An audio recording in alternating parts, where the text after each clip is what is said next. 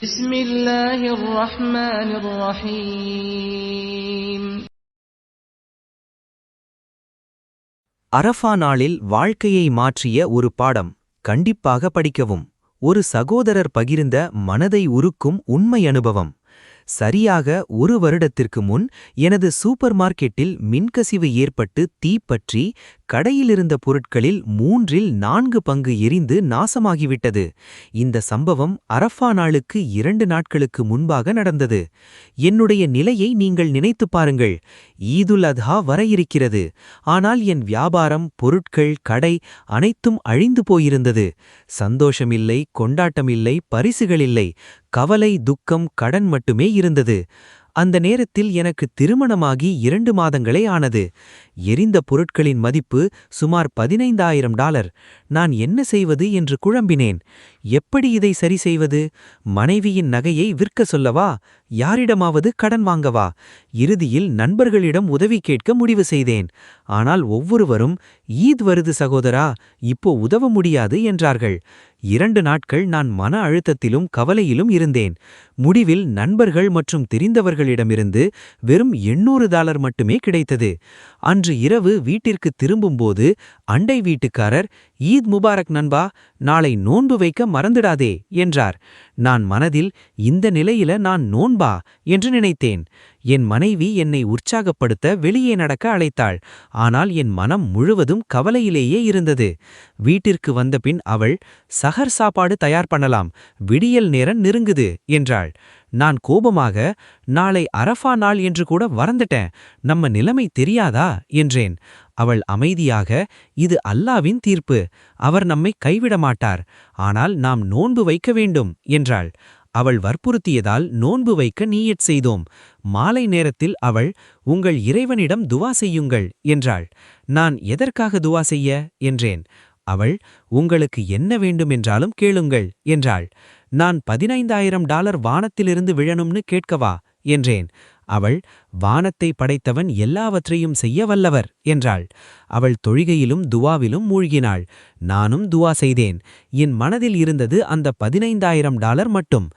மகரிப் தொழுகைக்குப் பிறகு 1 மணி நேரத்தில் நண்பர் ஒருவர் அழைத்தார். கெஃபேக்கு வா, முக்கியமான விஷயம் பேசணும் என்றார். அங்கே சென்றபோது அவர், ஒரு மனிதர் $30,000 முதலீடு செய்ய விரும்புகிறார், உன்னை விட நல்லவர் யாரும் இல்லை என்று நினைத்தேன் என்றார். அந்த மனிதர் வந்தார். அவர், என்னிடம் $30,000 இருக்கிறது, அதை வியாபாரத்தில் முதலீடு செய்ய வேண்டும் என்றார். நான், என் கடைக்கு புதிய பொருட்கள் வாங்க $15,000 வேண்டும், மீதியை கடையை புதுப்பிக்க பயன்படுத்தலாம், முதலீடு திரும்பிய பிறகு லாபத்தில் 50% தருகிறேன் என்றேன். அவர் ஒப்புக்கொண்டார். ஈதுக்கு பிறகு கடையை மீண்டும் திறந்தேன். என் மகிழ்ச்சிக்கு அளவே இல்லை. இதற்கிடையில் என் அம்மாவுக்கு புற்றுநோய் இருக்கலாம் என்று மருத்துவர் கூறியிருந்தார்கள்.